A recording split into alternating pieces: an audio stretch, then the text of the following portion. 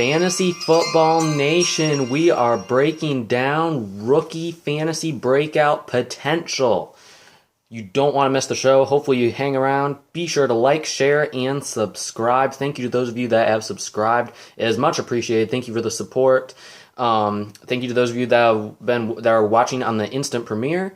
Much appreciated. Thank you to all of you that are viewing today. Again, if you have any questions fantasy related, put them in the comment section and I will answer them on my next video. So be sure to come back and you will hear your questions answered on the next fantasy video. And we do have a lot of questions to get to today. A lot of them from Caliba King. If I mispronounce that, I'm so sorry. I apologize.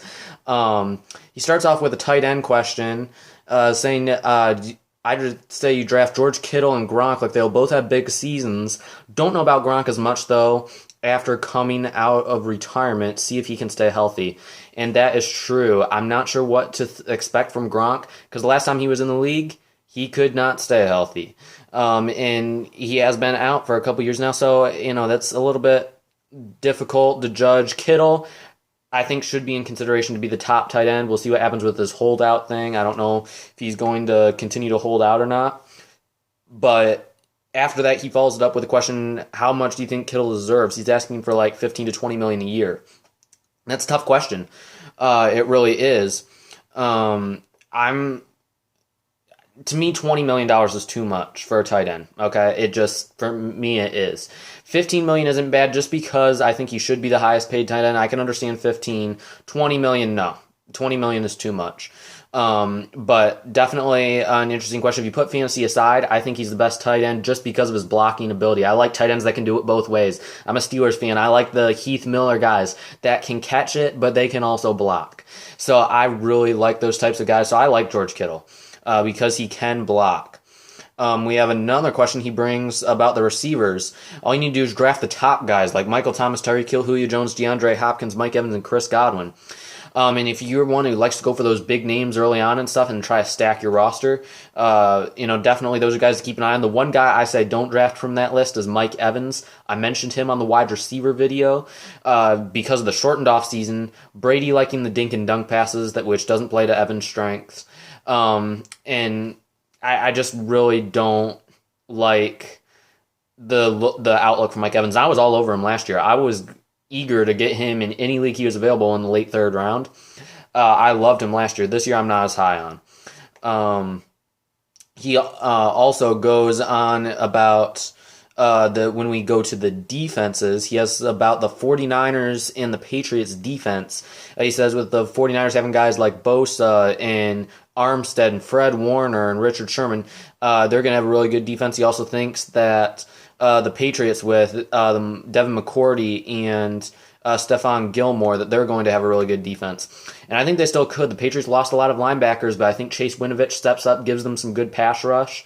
And of course, the 49ers, they replaced DeForest Buckner with Javon Kinlaw. So that was a good addition.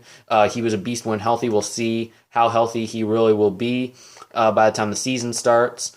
But definitely good questions about the defense. He also mentioned the Patriots special teamers. Special teamers in fantasy don't do a whole lot unless you get a bunch of block kicks, and you can't count on those in fantasy.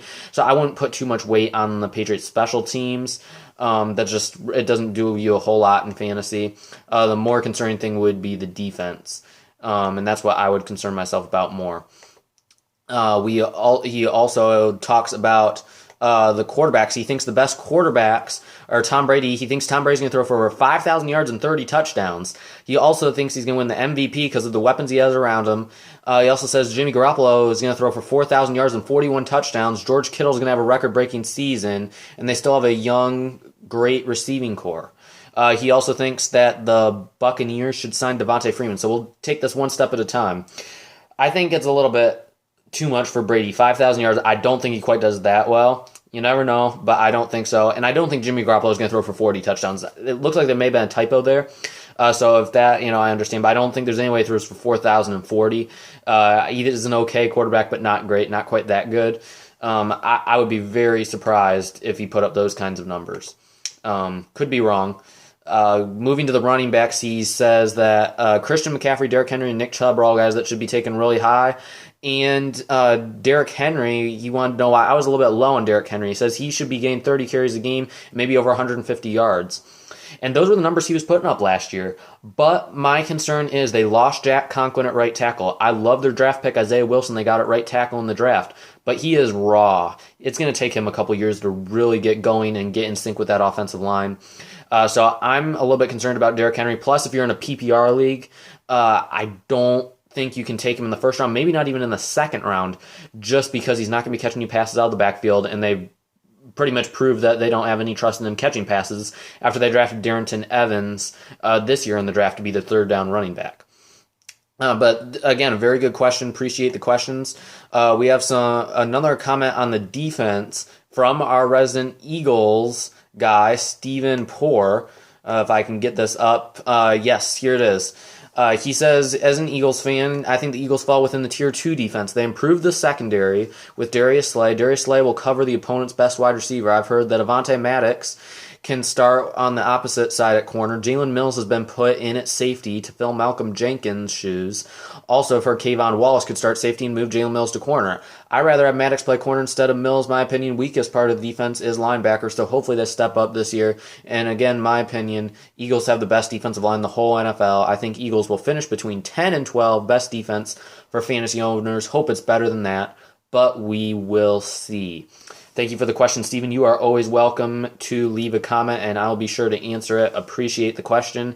And I probably should have put the Eagles as my number in my Tier 2 defenses. I totally forgot about Avonte Maddox. I liked him coming out.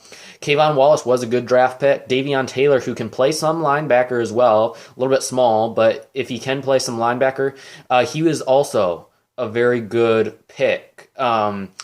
For the Eagles in the draft. So I think the Eagles actually could be a Tier 2 defense. If I had that back, I probably would have put them in my Tier 2. The addition of Javon Hargrave puts the icing on the cake on that defensive line that already has Fletcher Cox and Brandon Graham. So definitely, the Eagles could have a sneaky good defense. If you're one who likes to wait on defenses, maybe the Eagles are a team that you want to consider at the end of your draft. If you're willing to work with a low-end number one defense, they could probably be just that for you. So those are all really good questions. Keep the questions coming. Back to Khaliba King again. If I mispronounced your name, forgot it. He also says that the Buccaneers should sign a running back like Devontae Freeman. I think that would be a decent signing for the Buccaneers, but it would drive fantasy owners crazy. We're already going nuts trying to figure out, who do we trust, Ronald Jones or Keyshawn Vaughn? Adding a third guy into it would really confuse things.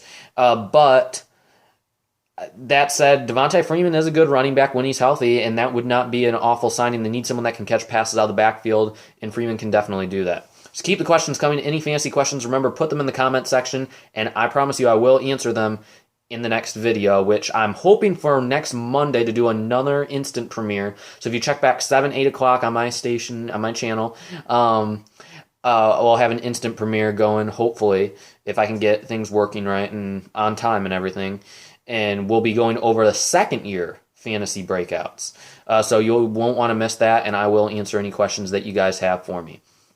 So, for first year, rookie fantasy breakouts, this is a tough year for rookies, already mentioned because of the shortened off season, but I still think there are some guys that you can invest in fantasy football. Only one quarterback, though, and that's Joe Burrow.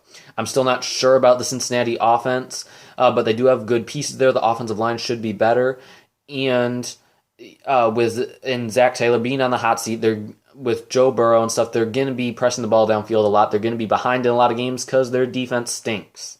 Okay?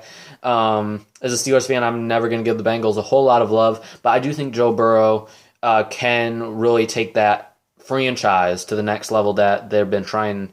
I can't even say they've been trying to get to, but that they need to get to. There have been concerns about whether the Bengals are really committed to winning or not. But I will say the Bengals are an intriguing offense. They have a lot of interesting pieces. And if Joe Burrow is the only quarterback that I would take. I'm not taking Tua. I think he should redshirt this year, and I think he will redshirt. Austin Jackson, the left tackle they drafted, is very, very raw. Wasn't a huge fan of the pick. So if they throw him in early this year, offensive line's still in a shuffle. They still haven't figured things out. I say wait a year, redshirt Tua, bring him back next year when they'll be full force, ready to go, maybe even on a playoff run. Justin Herbert is another guy I wasn't high on in the draft at all. He was my number 4 quarterback. I had Jordan Love higher than I did Justin Herbert. Okay, I'm not a Justin Herbert fan. I think Tyrod Taylor will be the starter there for year 1. So definitely do not draft Tua or Herbert. And don't draft Jordan Love either. There's no way he's seeing the field until Aaron Rodgers is gone. And I think LaFleur, as long as they give him more receiving weapons than they've given Aaron Rodgers, I think Jordan Love will have a good career. But he's definitely not one you want to invest in this year. So Joe Burrow, only quarterback that is a rookie that you should draft. And if you can get him in the 14th, 15th round, I think best scenario is if you already have a solidified quarterback, that middle tier, maybe a Matt Ryan, Drew Brees type guy that's going to consistently get you 18, 19, 20 points a week, and then you feel comfortable you can take that risk of getting a high upside Joe Burrow. Definitely worth the risk. I like that draft strategy if you want to take that advice. To the running backs. We have several intriguing rookie running backs, starting off with Clyde Edwards-Helaire. Andy Reid was talking him up. Brett Veach has been talking him up. Patrick Mahomes was the one who wanted to draft Clyde Edwards-Helaire. I was not a fan of the pick before I heard that Mahomes wanted him, so that part I understand. If your quarterback wants something, you, especially of Mahomes' caliber, you want to appease your franchise. So Edwards-Helaire was a good pick, but I think DeAndre Swift would have been better. In my opinion, he's more explosive, but this is a perfect offense for Edwards-Helaire. He's going to catch passes out of the backfield. If he improves as a pass blocker, he could see himself in the game a lot on 2nd and 3rd downs. Not sure how many carries he'll get because Damian Williams is still there, but on Yahoo, he's going in the 2nd round. That's a touch high for me because I think Damian Williams still could have a role there, even though they did take CEH in the 1st round. But if you're on NFL.com, which they will probably change their rankings, but if you're in an NFL.com league, you can get him in like the 10th round. That's not realistic, and I think they will change their rankings, but that's just something to keep an eye on. Jonathan Taylor. He is the number 2 fantasy running back on most boards, and I like Jonathan Taylor. He was a really good runner coming out of Wisconsin, but he does have fumbling issues. He can't pass block very well yet, and he can't catch passes out of the backfield. All 3 of those Marlon Mack can do good at, or he's better at anyways. So I think early on in the year, Marlon Mack will still have a role. Towards the end of the year, Taylor, if he shows that he is capable of more of just being a straight runner, I think he could have an increased role. But don't leave out Nyheim Hines, who Frank Reich was saying could be a Danny Woodhead, a guy that had a fantastic career with New England and the Chargers. Frank Reich got a lot out of him. So you can't leave out Nyheim Hines, a guy that could have 10 catches a game according to the coaching staff. So all 3 of those guys are going to have a role early in the year. So don't expect Taylor to be a workhorse back out of the gate. So 3rd and 4th round may be a little bit high, but if you can get him in the 5th and 6th round, that could be a really sweet pickup. DeAndre Swift and Cam Akers, 2 other guys. DeAndre Swift, I'm not sure, because I like Kerryon Johnson, but he can't stay healthy. If the Lions win some games early on and they feel like they can make a run at the playoffs, they're going to go with whoever the hot hand is. They're going to go with whoever the best running back is. So I think that is DeAndre Swift. He's a little bit more talented. Johnson is talented, but Swift just has more explosiveness, better vision, more elusiveness. He also has injury concerns, though, as well. So keep that in mind. But in the middle round, 6th, 7th round may not be a horrible pickup at all. Cam Akers is a guy I'm low on because we'll get into Darrell Henderson in the next video when we get to the 2nd-year breakouts. But I'm actually low on Cam Akers this year just because I don't see where he fits in Sean McVay's system. You think of the speed guys, or I mean, he has some speed. He ran like a 4.47 or something. He has decent speed, but I don't know. I was just expecting something different, and I thought Darrell Henderson could be a workhorse back. But it seems like the coaching staff has some concerns about Henderson's vision and being able to find the hole. That's something Cam Akers can do very well at. He can do it all. He can catch passes. He can pass block. So maybe Akers will be the number 1 running back there, but I'm a little bit hesitant right now just because I'm high on Henderson. So I would wait until May 9th or 10th round for Cam Akers. Keyshawn Vaughn is another guy, straight up and down hill runner, but he can actually catch passes out of the backfield. He was very underrated coming out of Vanderbilt. 2 years ago, we thought he could be the 2nd round pick in the draft. He ended up going late 3rd. Didn't get a whole lot of hype, but Ronald Jones just hasn't been able to find a way to get moving in this Tampa Bay offense. So I think Keyshawn Vaughn could have a chance to produce early on. CBS Sports rankings and stuff had him, I think, like going in the 5th round and stuff. I say you can wait on Vaughn some. That's a little bit too high, but if you can get him in the 10th, 11th, 12th round, not awful value, especially if you want to maybe play a hot hand. If you want to draft both Ronald Jones and Vaughn with 2 late round picks, you may end up being able to get a starter out of one of those picks if you're willing to take that chance. We have 2 more rookie running backs I want to get to, and that's Zack Moss for one and J.K. Dobbins for the other one. Dobbins, I wasn't a huge fan of coming out of Ohio State. He can't catch passes. That just irritated me. I wasn't a huge fan of that.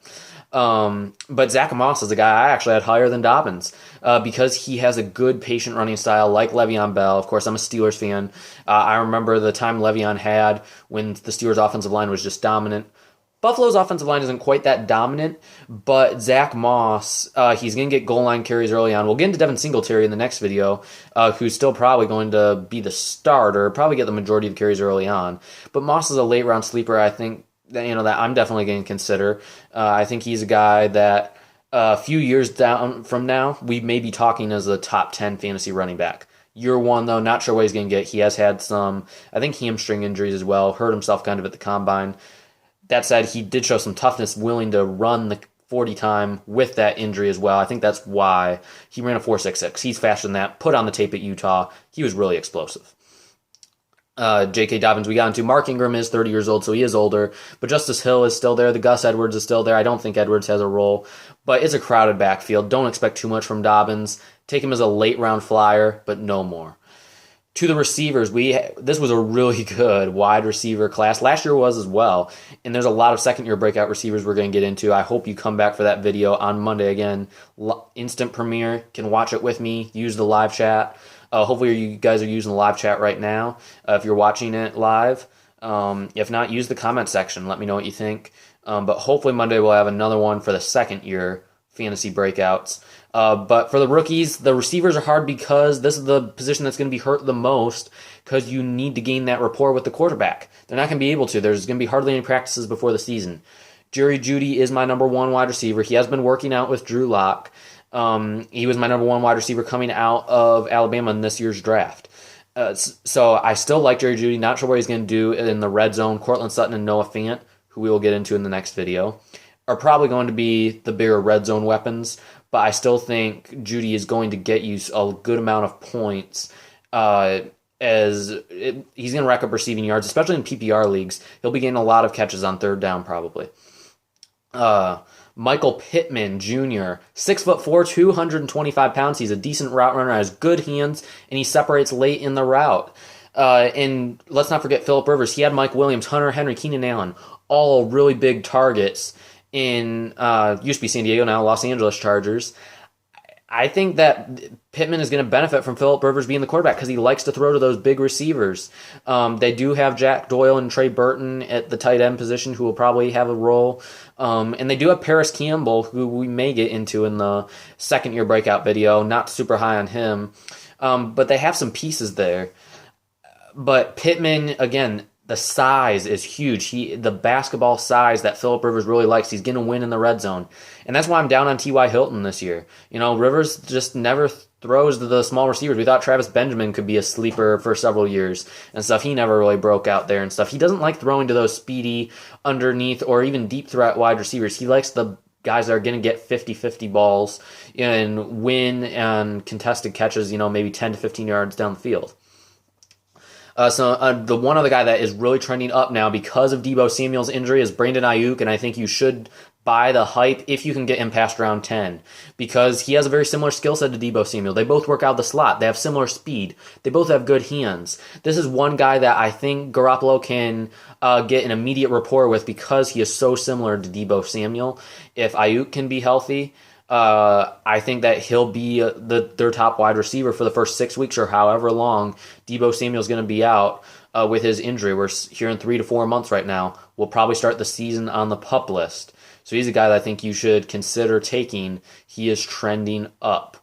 Finishing out the rookie receivers that I think could break out is Denzel Mims. Mims is a guy that I loved. I wanted the Steelers to get him over Chase Claypool, to be honest. Claypool, don't take unless you're in extended leagues. But Mims is a guy, 16th, 17th, maybe even 15th round. I think you can take a chance on. 4.39 speed, 6'3", makes the tough catches. He's tough. He's willing to play through injury. He's willing to block. That's going to get him to see the field early.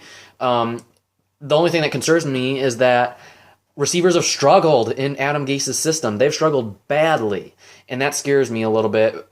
Being in Adam Gase's system, that's a little bit worrisome as a fantasy owner of any Jets receiver. That he seems to be toxic to receivers. We saw what Devontae Parker was once Adam Gase left. So just something to keep in mind. A few guys that I say you should avoid are CeeDee Lamb, just because Michael Gallup and Amari Cooper are there. Don't take them very high unless you're in like a keeper league or dynasty leagues. Avoid them. Jefferson's a guy you could probably consider drafting because he's going to see a big role. He's likely to edge out Tajay Sharp, I heard, for their opening the starting wide receiver across from Adam Thielen. But I think Irv Smith and Kyle Rudolph will be the next in line to actually get an increased role in the offense, not Justin Jefferson. I think Adam Thielen is going to have a pretty good year as well. But as the season goes on, I never know what to expect with Kirk Cousins. I bought into Kyle Rudolph 2 years ago, and he never did anything. I just never know who Kirk Cousins is going to take a liking to. That was the same thing in Washington. We never knew, outside of Jordan Reed, when he wasn't healthy, we never knew who was going to produce, and sometimes nobody did. So another thing to keep in mind. Finishing things off, KJ Hamler. We talked about his teammate Jerry Jeudy. He's not going to do much in the red zone. I would avoid him. And then I would also avoid Jalen Reagor just because Deshaun Jackson is still there. I believe Alshon Jeffrey is still there. Until those two guys are relevant, until they're irrelevant, rather, I'm not going to put a whole lot of weight on the young wide receivers that they have. They have some good pieces. Quez Watkins. They have a lot of speed at wide receiver. They loaded up on the speed this year. But I have my concerns about Jalen Reagor and his ability to not only stay healthy, but to gain separation late. His drop rate was also really high in college. I think they passed up on some really good wide receivers. I think they should have taken Denzel Mims first. Just my opinion. Probably should have considered Justin Jefferson. But I think Jalen Reagor, he can be a decent receiver a couple years from now. Not year one. There's too many mouths to feed in that offense right now, so avoid Jalen Reagor.